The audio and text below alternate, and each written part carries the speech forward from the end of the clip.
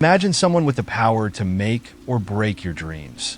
You're drawn into their world, unaware of the darkness lurking beneath their charm. They control everything, your opportunities, your future, your life. And once you're in, there's no escaping. This story takes you deep into the terrifying lives of 7 powerful figures who used their influence to exploit, manipulate, and destroy. Chapter 1. Caligula, the Emperor of Excess. In the annals of history, few figures embody the corruption of absolute power more perfectly than Caligula, the Roman emperor whose reign from AD 37 to 41 was as brief as it was horrifying. The name itself conjures images of cruelty, debauchery, and madness. Born Gaius Julius Caesar Augustus Germanicus, Caligula was thrust into power after the death of Tiberius, and from the moment he assumed the imperial throne, it became clear that this was no ordinary ruler. Caligula's reign started with promise. The Roman people, weary of Tiberius's long and oppressive rule, greeted him as a breath of fresh air. He was young, charismatic, and connected to the beloved figure of his great-grandfather, Augustus.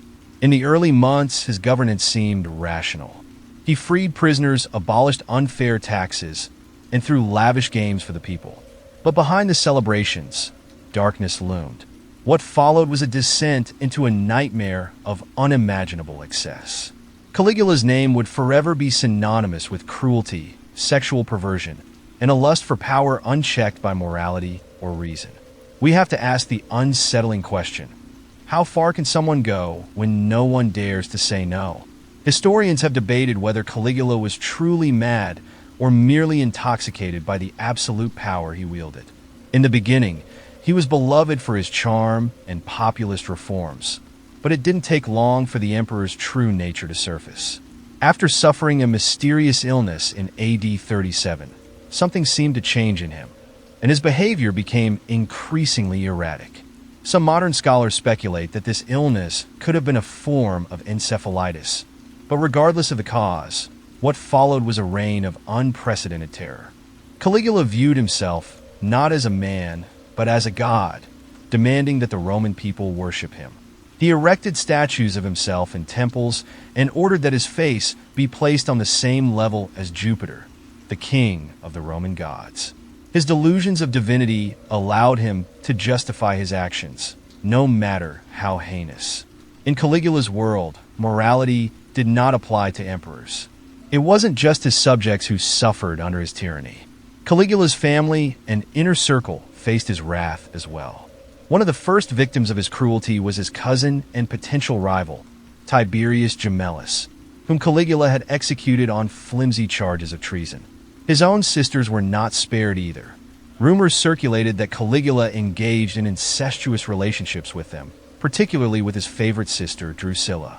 When she died, he declared her a goddess and ordered a year of mourning, during which anyone caught laughing or celebrating would be executed. Caligula's reign was also marked by unprecedented sexual excess. Like some of the powerful figures of modern times, Caligula exploited his position to indulge his darkest desires. Women, men, and even children were not safe from the emperor's voracious sexual appetite.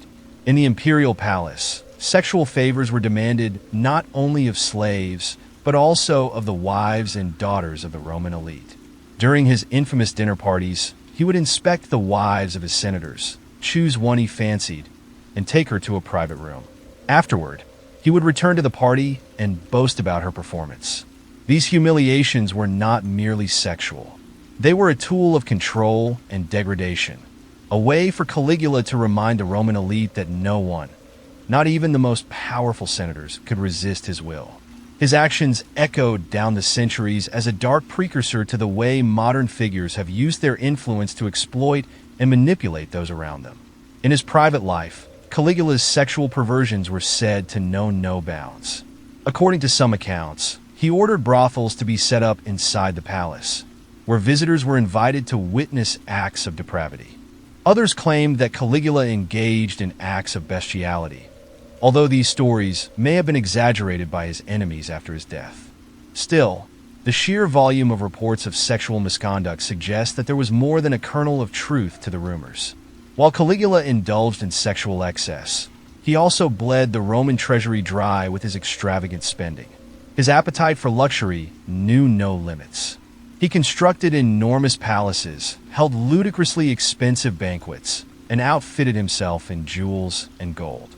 One of his most infamous acts was ordering a floating palace to be built, a massive ship complete with marble floors, heating, and lavish gardens, which sailed around the Bay of Naples. For the emperor, the line between fantasy and reality ceased to exist. Caligula once declared that if he could not tax his people enough to satisfy his needs, he would order their executions and seize their wealth.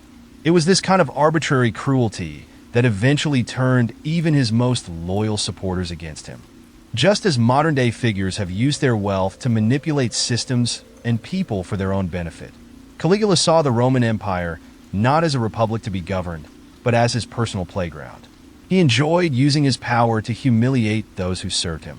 He once ordered his horse, Incitatus, to be made a priest and allegedly planned to appoint the animal to the Senate. Whether this was a serious move or simply a joke at the expense of the Roman political class, it underscored his complete contempt for the structures of power around him. Caligula's reign came to an abrupt and bloody end in AD 41, when he was assassinated by members of his own guard. His cruelty and excess had pushed Rome to the brink, and even those closest to him could no longer tolerate his tyranny. Like many tyrants throughout history, Caligula was undone by his own insatiable lust for control. In the years that followed, historians would struggle to separate fact from fiction in the tales of his reign. But one truth remains clear. Caligula stands as a chilling example of what happens when absolute power is left unchecked. In many ways, his story foreshadows the actions of modern figures who, insulated by wealth and influence, commit unspeakable acts without fear of reprisal, until, finally, their world collapses. As we explore the lives of those who have followed in Caligula's footsteps, it becomes clear that his legacy of excess and exploitation is not confined to the distant past. The ghosts of Caligula's Rome still haunt us, a reminder that unchecked power inevitably leads to ruin. Chapter 2. Aleister Crowley, the occultist who preyed on the vulnerable. Aleister Crowley, the man who proudly called himself the Great Beast 666, was not just an occultist. He was an enigma, a provocateur who seemed to live for chaos. To some, he was a mystic genius, a prophet of a new religion. To others, he was nothing more than a charlatan, a manipulative man who used his self-styled religion to prey on the weak and vulnerable.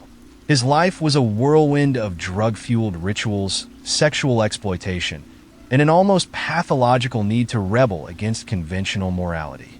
Yet, behind his eccentricities and bold claims of spiritual enlightenment, a darker pattern emerges. Crowley was a man who wielded his influence like a weapon, drawing vulnerable people into his orbit and exploiting them for his own gain. Born in 1875 to a wealthy family, Crowley quickly rebelled against his strict Christian upbringing, turning instead to the occult. By the time he was a young man, he had already developed a fascination with esoteric traditions, dabbling in alchemy, mysticism, and magic. He saw himself as a prophet of a new age, and in 1904, after supposedly communicating with a supernatural entity, he wrote the Book of the Law, which would become the cornerstone of his new religion called Thelema. It proclaimed, "Do what thou wilt shall be the whole of the law," a statement that would guide Crowley's every action. But while Crowley claimed that Thelema was a philosophy of personal freedom and spiritual discovery, the reality was far more sinister. Crowley's version of enlightenment often involved coercion, manipulation, and a total disregard for the well-being of his followers. Crowley had a way of drawing people to him. His magnetic personality, combined with an aura of mysticism, made him irresistible to those seeking answers in a confusing world. The early 20th century was a time of great spiritual uncertainty. Traditional religious institutions were losing their grip, and many people were searching for new paths to meaning. Crowley offered them something unique, a path to personal power, a way to transcend the mundane world and access hidden truths. He traveled extensively, gathering disciples along the way. Whether in Parisian salons Cairo's mystical ruins, or the high society circles of London, Crowley was a larger-than-life figure who promised liberation from societal norms. He offered freedom through his rituals, which often included sex, drugs, and esoteric practices. For the vulnerable, those who had lost faith in established religion or were looking for meaning in a chaotic world, Crowley's message was intoxicating. He presented himself as a guide who could help them unlock their true potential. But what many failed to realize was that Crowley was less interested in their spiritual growth and more interested in controlling them. Crowley's obsession with sex magic became one of his most controversial legacies. He believed that sexual energy could be harnessed for magical purposes, and his rituals often revolved around elaborate orgies and ceremonies designed to invoke higher spiritual powers. But for many of his followers, these rituals were not paths to enlightenment. They were acts of exploitation. Young women and men who were drawn to Crowley's teachings often found themselves coerced into participating in these rituals. Crowley would claim that sexual liberation was necessary for spiritual growth, using his teachings to pressure followers into doing whatever he wanted. The line between mystic and manipulator blurred as Crowley preyed on those who trusted him. One of the most infamous examples of this exploitation occurred at the Abbey of Thelema, a commune Crowley founded in Sicily in the early 1920s. He gathered a group of followers there, promising them a life of spiritual discovery. But the reality was far darker. The abbey became a place of unchecked hedonism, where drugs and sexual excess were rampant. The rituals performed there often involved degrading acts, and some followers began to fear for their safety. Crowley's control over them grew stronger as he convinced them that their participation in these acts was necessary for their spiritual evolution. For Crowley, power and control were central to his practice. He crafted a belief system that justified his most depraved actions, making it easy to exploit those who sought guidance. Like many cult leaders who followed, Crowley positioned himself as the sole arbiter of truth, convincing his followers that without him, they would be lost. He used their vulnerability to strengthen his grip, all the while claiming he was leading them toward enlightenment. Crowley's philosophy of do what thou wilt was not just a spiritual belief. It was the way he lived his life. He indulged in every pleasure imaginable, from opium to hashish, from lavish feasts to scandalous affairs. His exploits were legendary, and his name became synonymous with decadence. But behind the extravagant lifestyle was a man who lived off the generosity and often the desperation of his followers. Crowley was perpetually in debt, constantly borrowing money from wealthy devotees. He would lavish them with attention, promising them spiritual insights, only to bleed them dry. He lived in grand homes, attended by servants, while those who supported him struggled. And when their usefulness to him was at an end, Crowley would discard them without a second thought. This cycle of manipulation and exploitation is one we see echoed in more modern times. Cult-like figures often draw followers in with promises of liberation, only to use their resources and discard them once they are no longer useful. Crowley's life is a chilling example of how spiritual guidance can be twisted into a means of personal enrichment. In the end, Crowley's lifestyle caught up with him. His drug use, combined with the numerous scandals surrounding his sexual practices, led to his downfall. His followers dwindled, and his influence faded. By the time he died in 1947, Crowley was a shadow of his former self, an impoverished, sick old man living in a boarding house. Yet even in death, Crowley's legacy endured. He became a symbol of rebellion, a figurehead for the countercultural movements of the 1960s, and an icon for those who sought to push the boundaries of convention. Crowley's story is a cautionary tale about the dangers of unchecked power. Like so many figures throughout history, he used his influence not to uplift, but to dominate. His life serves as a dark reminder that those who seek to control the minds and bodies of others often cloak their actions in the guise of enlightenment. Chapter 3.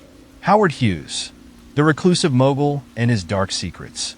At the height of his fame, Howard Hughes was a man of mythic proportions, an aviator who set world records, a film producer who reshaped Hollywood, and a billionaire with limitless ambition. But as the years passed, the public saw less of Hughes, and rumors began to swirl about the man behind the curtain. By the time he retreated into reclusion, Hughes had transformed from a dashing tycoon into a bizarre, secretive figure, his wealth and power insulating him from the world as he descended into paranoia and darkness. Like Jeffrey Epstein, Hughes' vast fortune allowed him to operate with impunity, and his private life concealed disturbing truths that would only come to light in whispers and fragments. Hughes was born into privilege in 1905, the son of a successful inventor and businessman. But it wasn't long before he outgrew the shadow of his father. After inheriting the family fortune in his teens, Hughes used his wealth to fund his two greatest passions, aviation and Hollywood. He was a force of nature, a man driven by an insatiable desire to conquer every world he entered. In aviation, Hughes was a trailblazer. He broke speed records, designed innovative aircraft, and purchased trans-world airlines, transforming it into a global powerhouse. His love for flight was genuine, but it also became a symbol of his need for control, a desire to soar above others and bend the world to his will.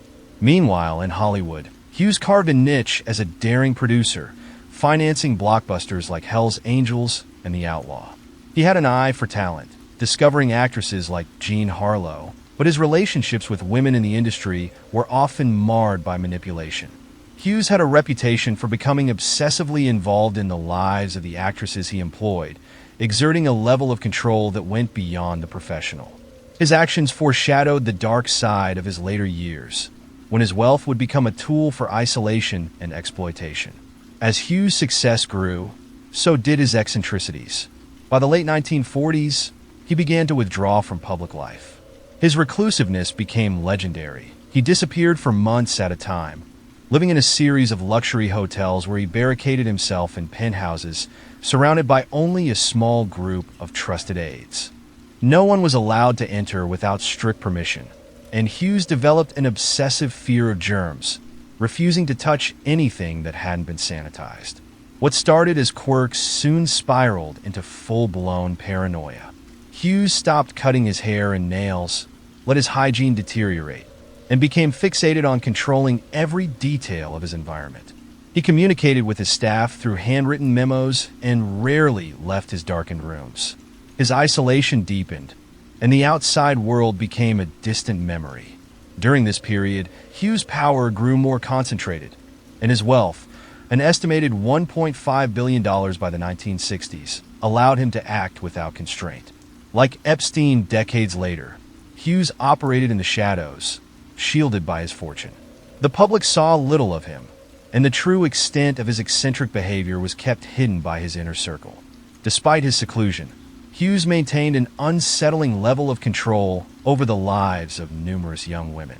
In his early years, he was known as a notorious playboy, dating a string of Hollywood starlets and heiresses. But as his isolation deepened, Hughes' relationships with women took on a more disturbing tone.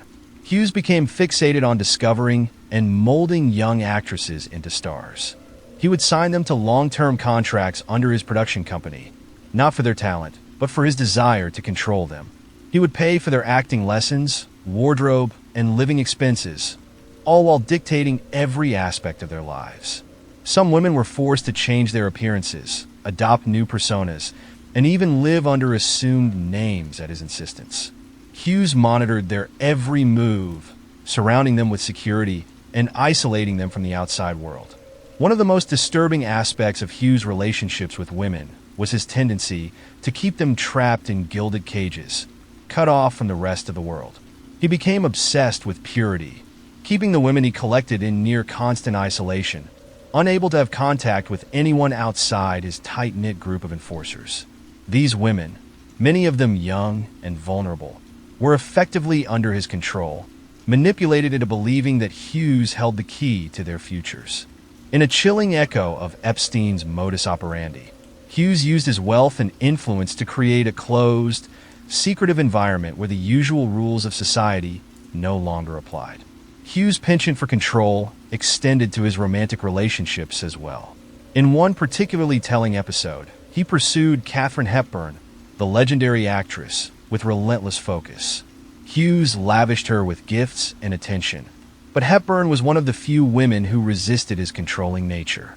Their relationship ended, but it showcased Hughes' obsession with bending strong, independent women to his will. As Hughes aged, his mental state deteriorated further. His obsessive-compulsive behavior worsened, and his fear of contamination became all-consuming. He retreated into a world of total isolation, with only a handful of aides allowed to see him. Rumors of abuse and exploitation began to circulate.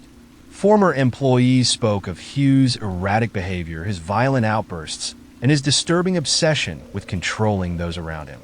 Women who had once been under his contract came forward with stories of manipulation and abuse, describing how Hughes would coerce them into submission, threatening to ruin their careers if they didn't comply with his demands. But Hughes' wealth and power insulated him from any real consequences. Just as Epstein's vast fortune allowed him to evade justice for years, Hughes' reclusive lifestyle and the loyalty of his inner circle kept the true extent of his actions hidden from the public. By the time Howard Hughes died in 1976, he was a shell of the man he once had been. His body was emaciated, his hair and nails long and unkempt, and his mind clouded by years of drug abuse and paranoia. He had not been seen in public for nearly 2 decades, and his death was shrouded in mystery. But the legend of Hughes lived on. He became a symbol of unchecked wealth and power, a man who had everything and lost it all in his quest for control. Hughes operated in a world of secrets, using his influence to manipulate and exploit those around him. The full truth of his life may never be known, buried beneath layers of wealth, secrecy, and the dark shadows of his past. Chapter 4. Jimmy Savile, the predator behind the mask. For decades, Jimmy Savile was a beloved icon in British television, a larger-than-life figure who became famous for his eccentric personality, his flamboyant clothing, and his tireless charity work. He was the quirky host of shows like Top of the Pops and Jim'll Fix It, where he seemed to genuinely care about helping children achieve their dreams. But behind the glittering exterior and charitable facade lay a monstrous secret. Savile, the nation's eccentric uncle, was one of the most prolific sexual predators in British history, a man who preyed on the vulnerable while the world cheered him on. For over half a century, Savile used his fame to mask his horrific crimes, creating a chilling parallel to modern cases where celebrity and influence shielded abusers from justice. Jimmy Savile's rise to fame began in the 1960s, when he carved out a niche for himself in the growing world of British television and radio. With his platinum blonde hair, gaudy tracksuits, and oversized cigars, he was impossible to ignore. He seemed like a man who lived outside the rules, a self-made entertainer who knew how to command attention. As a disc jockey, he quickly became a household name, and by the time he was hosting Top of the Pops, he had cemented his place as one of the UK's most popular personalities. But it wasn't just his wild appearance or his on-screen charisma that endeared him to the British public. Savile cultivated an image of a man dedicated to giving back. He raised millions of pounds for charity, spending countless hours visiting hospitals, children's homes, and mental institutions. He seemed to have a heart of gold, always eager to help the less fortunate. His work earned him knighthoods from both Queen Elizabeth II and the Vatican, further solidifying his status as a national treasure. Yet, even as Savile was being lauded for his philanthropy, there were whispers, rumors of something far darker lurking beneath the surface. For years, these whispers were ignored, drowned out by the roar of adulation that surrounded him. No one wanted to believe that the man who seemed so dedicated to helping others could be capable of such evil. But as we now know, Savile's charity work was the perfect cover for his predatory behavior. He used his access to hospitals and vulnerable individuals as a way to find his victims. Jimmy Savile was a master manipulator. He used his fame not only to charm the public, but to gain access to places where he could abuse his power with impunity. Hospitals, psychiatric institutions, children's homes, these were his hunting grounds. Under the guise of philanthropy, Savile inserted himself into the lives of society's most vulnerable individuals: children, the sick, the disabled, and the mentally ill. He would often visit hospital wards, acting like a benevolent benefactor. But behind closed doors, he preyed on the weak. Nurses and staff at several hospitals where Savile was a frequent visitor began to suspect his activities, but his power was so great that few dared speak out. After all, who would believe that a man knighted by the Queen herself was a predator? His public image was so meticulously crafted that it made it nearly impossible for anyone to question his actions. Much like modern-day predators who use their fame to evade scrutiny, Savile created an environment where his crimes could flourish unchecked. He befriended police officers, politicians, and the elite of British society, ensuring that even if allegations surfaced, they would be quietly buried. He was untouchable. His fame, his charitable work, and his network of powerful friends provided him with a shield that allowed him to abuse with impunity. One of the most chilling aspects of the Jimmy Savile case is how long his abuse continued without serious investigation. Over the years, many victims came forward, but their accusations were either dismissed or never pursued. Some were told they were imagining things. Others were simply ignored. Savile's victims were often those least likely to be believed: children, mental patients, and troubled youth. He targeted them precisely because of their vulnerability. In one particularly harrowing case, Savile preyed on a teenage girl at a psychiatric hospital. The girl reported the abuse to hospital staff, but instead of investigating, they dismissed her claims as the delusions of a mentally unstable patient. This was a recurring theme in many of Savile's attacks. His victims' words were drowned out by his fame and the assumption that someone as well-loved as Savile could never do such terrible things. The media also played a significant role in perpetuating the silence. While there were rumors and hints about Savile's darker side, no major outlets dared to expose him while he was alive. Savile was too powerful, too connected, and too beloved by the public. Journalists feared the repercussions of going after such a high-profile figure, and so the truth remained hidden in the shadows for decades. It wasn't until after Jimmy Savile's death in 2011 that the full scale of his abuse came to light. The floodgates opened, and hundreds of victims came forward with their stories. Investigations revealed that Savile had abused at least 500 people, though the real number may never be known. His victims ranged in age from young children to adults, and his abuse spanned over 6 decades. He was a predator on a scale that is almost unimaginable, and his ability to hide his crimes for so long is a testament to the power of fame and public image. The Savile case exposed not only the monstrous nature of the man himself, but also the complicity of those around him. It showed how institutions, from hospitals to the police to the media, had failed to protect the vulnerable because they were blinded by Savile's celebrity. His case serves as a grim reminder of how those in positions of power can use their influence to evade justice for years, even decades, while their victims suffer in silence. The Jimmy Savile case is not an isolated one. Like Jeffrey Epstein and other high-profile predators, Savile's fame and wealth allowed him to operate in the shadows, exploiting the vulnerable while society looked the other way. Both men built networks of powerful allies who helped shield them from scrutiny, and both used their charitable work as a smokescreen to cover their crimes. Epstein, like Savile, preyed on young girls, often those from disadvantaged backgrounds, knowing that they would be less likely to speak out or be believed. The legacy of Jimmy Savile is one of horror and betrayal. He was a man who used the public's trust and admiration as a weapon, manipulating his image to hide the evil within. His story is a chilling reminder that fame and power can be used to perpetrate unimaginable harm, and that we must be vigilant in holding even the most celebrated figures accountable. Behind the mask of the entertainer, there lurked a monster, and for far too long, that monster went unnoticed, wreaking havoc on the lives of the most vulnerable. Chapter 5. Heinrich Himmler. Exploitation in the name of ideology. Heinrich Himmler was a man who wielded power with terrifying efficiency, and his name remains synonymous with some of the darkest atrocities in human history. As the head of the SS, the Schutzstaffel, Himmler was one of Adolf Hitler's most trusted lieutenants, orchestrating the horrors of the Holocaust with a cold, bureaucratic precision that still shocks the world today. While the scale of his crimes far surpasses any individual's modern-day transgressions, There are chilling parallels between Himmler's ruthless exploitation of human lives and the manipulative tactics used by figures in recent history to control and abuse the vulnerable.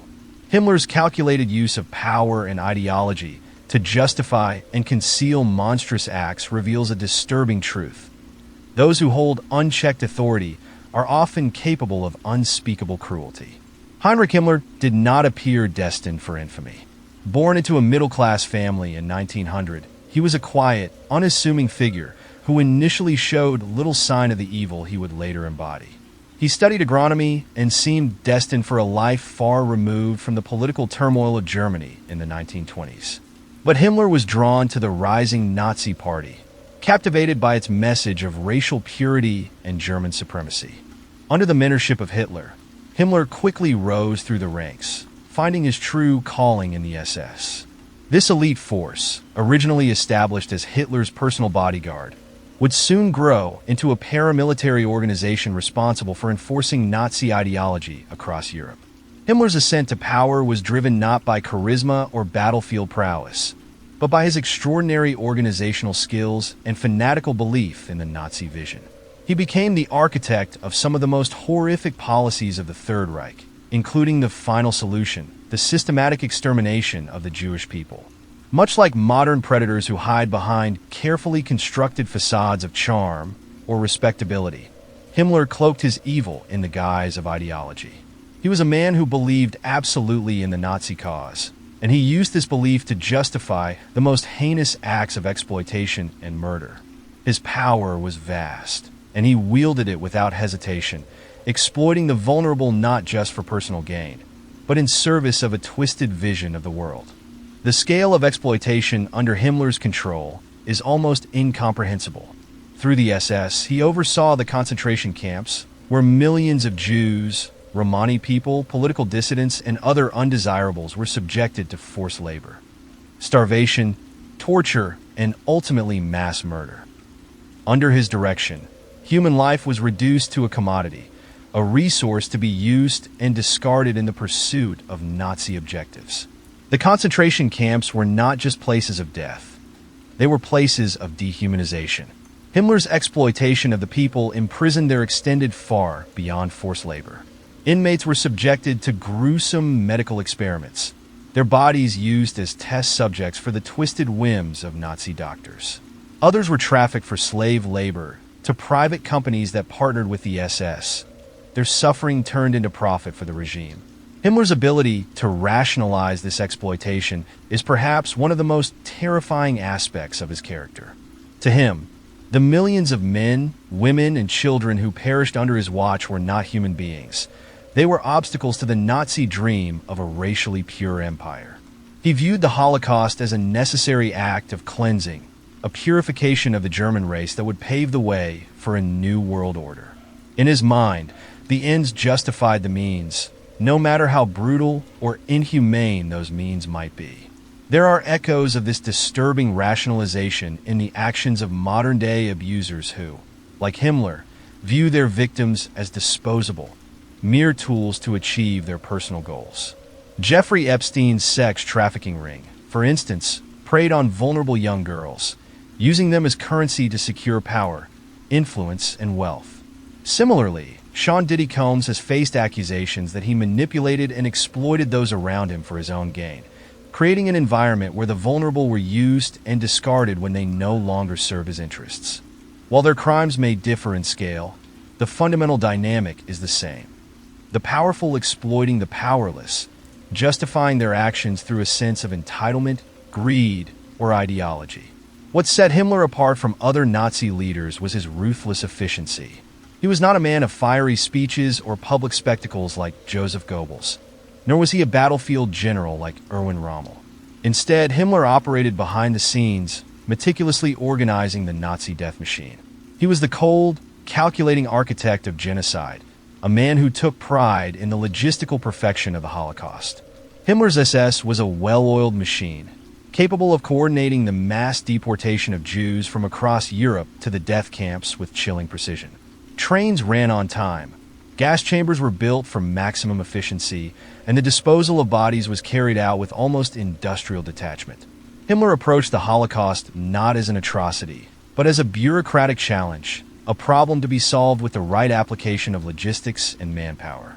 This kind of detached cruelty is also reflected in the operations of modern figures like Epstein, who ran his sex trafficking ring with a similar level of organization. Epstein used a network of enablers to recruit and manipulate young girls, all while maintaining a public persona as a wealthy philanthropist.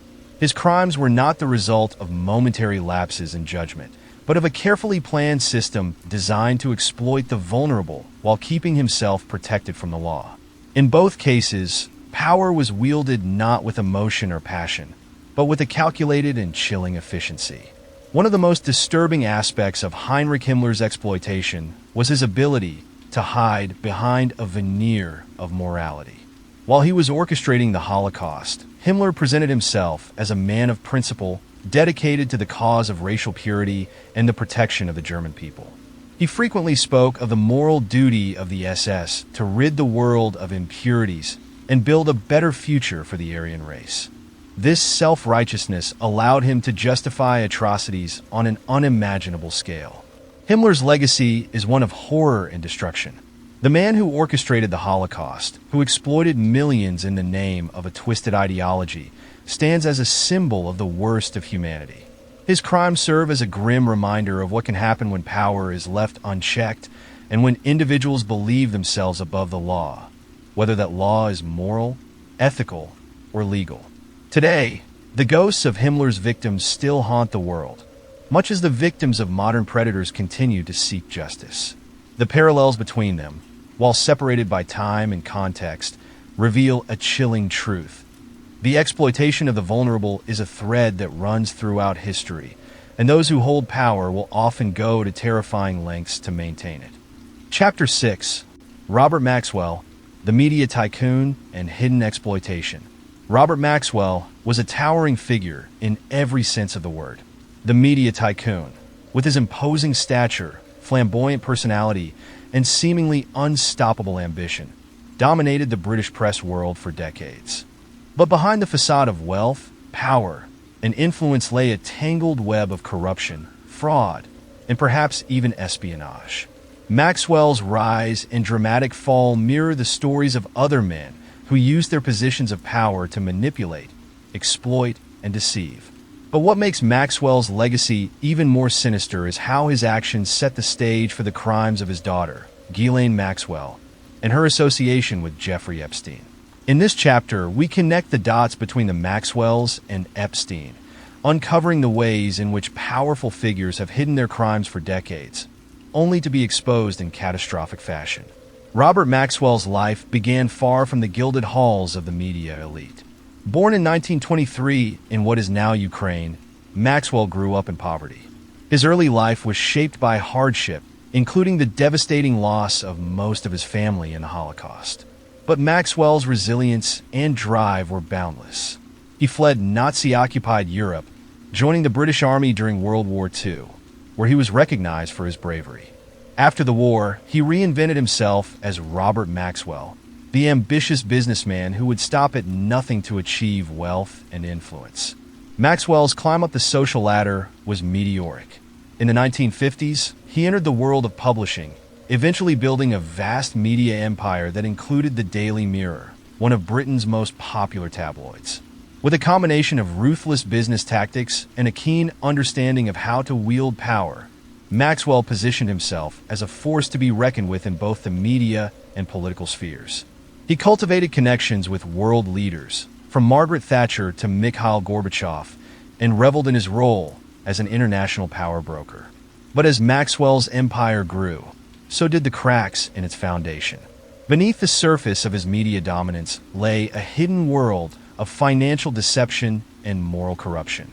His public persona as a larger-than-life tycoon masked a darker truth. Maxwell was living on borrowed time, both financially and personally. The collapse of Robert Maxwell's empire was as dramatic as his rise to power.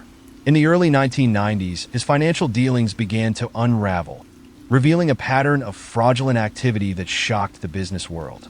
Maxwell had been siphoning money from his company's pension funds to prop up his crumbling empire, embezzling hundreds of millions of pounds. The revelation sent shockwaves through the financial world, and Maxwell's carefully constructed facade of success began to crumble. Maxwell's ability to hide his financial misdeeds for so long is a testament to the power he wielded. Like other influential figures who have used their wealth and connections to avoid scrutiny, Maxwell had built a network of enablers who helped keep his secrets hidden. His media empire provided him with a platform to shape public opinion, ensuring that he remained untouchable even as his financial empire teetered on the brink of collapse. But Maxwell's deception couldn't last forever. On November 5th, 1991, his body was found floating in the Atlantic Ocean near the Canary Islands. Officially, his death was ruled an accidental drowning, but speculation about suicide or even murder has swirled ever since. Some believe Maxwell took his own life to escape the financial reckoning he knew was coming, while others suspect foul play, possibly linked to his rumored involvement in espionage. One of the most intriguing aspects of Robert Maxwell's story is the suggestion that he may have been involved in espionage.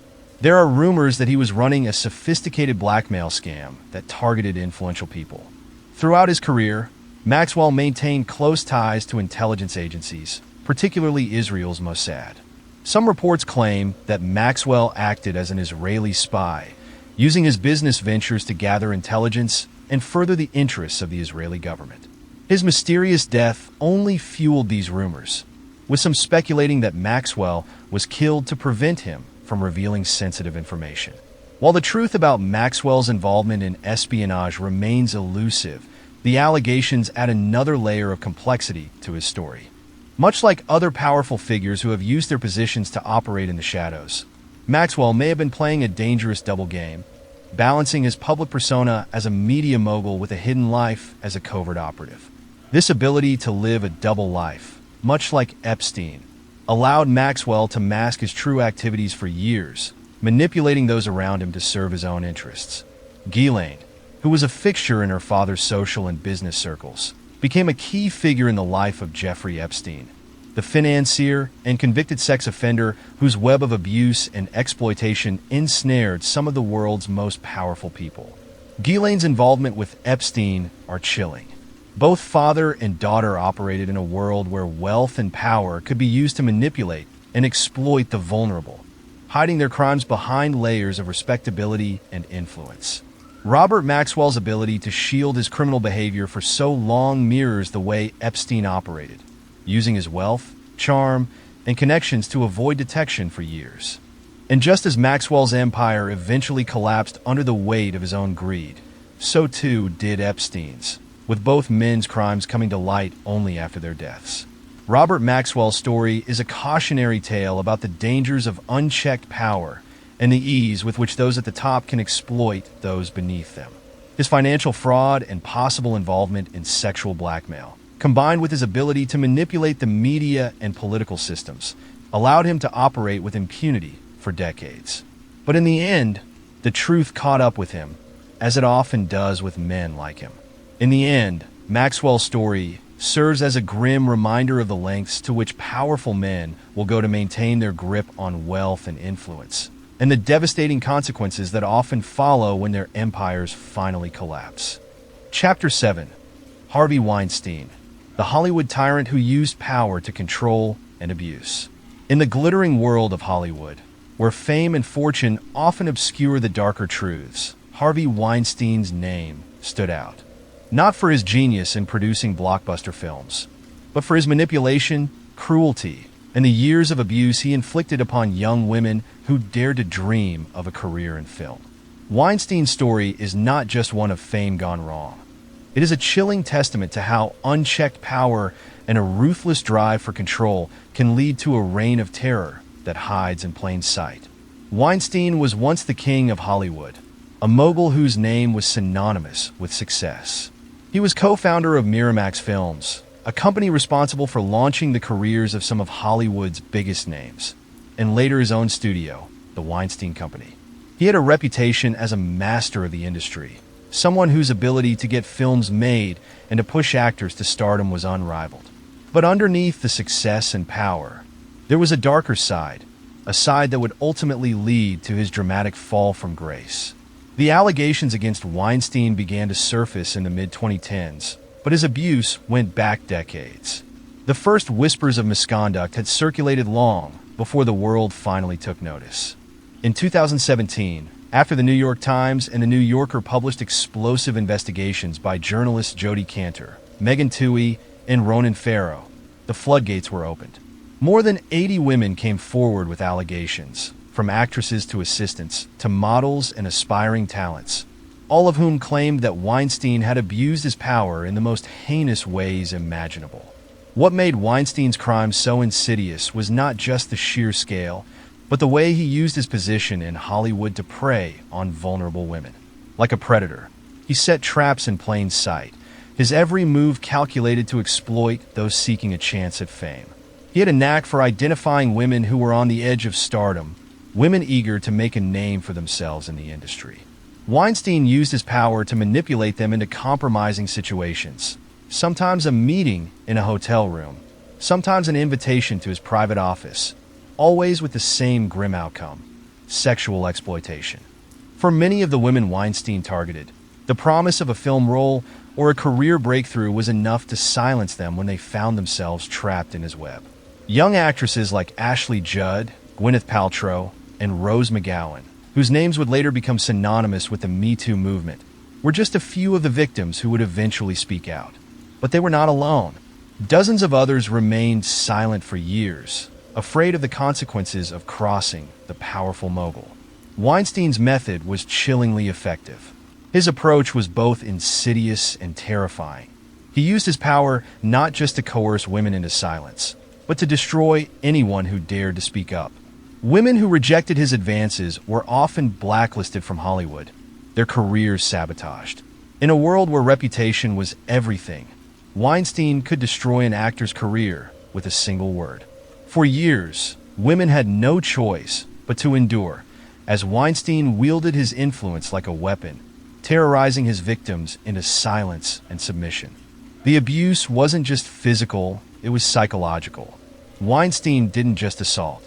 He humiliated, belittled, and threatened. He would promise actresses roles or threaten to destroy their careers if they didn't comply. He created an environment of fear, where the women he targeted believed that speaking out would be their end in the industry. For many, the idea of becoming a victim of Weinstein's wrath was as horrifying as the abuse itself. But what truly made Weinstein's case so gripping was how long he managed to evade justice. His power was vast, and the industry was complicit in his actions. Weinstein's reputation as a bully was no secret in Hollywood. But as long as he was delivering box office hits and awards, many of the industry's elites turned a blind eye. It wasn't until actresses like McGowan and Paltrow began to speak out, followed by the tireless work of investigative journalists, that the veil was lifted. Even then, for many of the victims, coming forward was a harrowing and dangerous decision. Weinstein's downfall came swiftly once the public became aware of the extent of his crimes. His empire crumbled almost overnight, with the Weinstein Company filing for bankruptcy and his once celebrated films being removed from distribution. Weinstein, who had once been untouchable, was suddenly facing legal battles on every front. In 2020, after years of accusations, Weinstein was convicted of third-degree rape and a criminal sexual act in the first degree, sentenced to 23 years in prison. The fall from grace was as swift as it was brutal, and for many of his victims, it was long overdue. Yet even in prison, Weinstein continued to use his influence. Reports surfaced that he was still trying to wield power, attempting to manipulate the media and maintain control over his narrative. But the courts had finally caught up to him, and the years of abuse were no longer a secret. Weinstein was a symbol of a larger problem, a problem that went far beyond one man's crimes, a problem that exposed the seedy underbelly of the entertainment industry, a place where power, influence, and celebrity could be used to manipulate and harm those who had nowhere to turn. Harvey Weinstein's case is not just a tale of one man's downfall. It is a story that reflects the systemic abuse of power that still exists in many powerful industries today. His crimes were not just about sex. They were about control, manipulation, and the exploitation of dreams. Weinstein's name will forever be linked to the Me Too movement, a movement that empowered women to speak out against the abuse they had suffered for years. The legacy of Harvey Weinstein is one of cruelty, fear, and a shattered illusion of Hollywood as a place of glamour and opportunity. For the women who survived him, their courage in coming forward represents the beginning of an ongoing reckoning in the entertainment world. Weinstein's story serves as a cautionary tale. The powerful will always seek to exploit the vulnerable, but the truth, no matter how long it takes, will eventually come to light.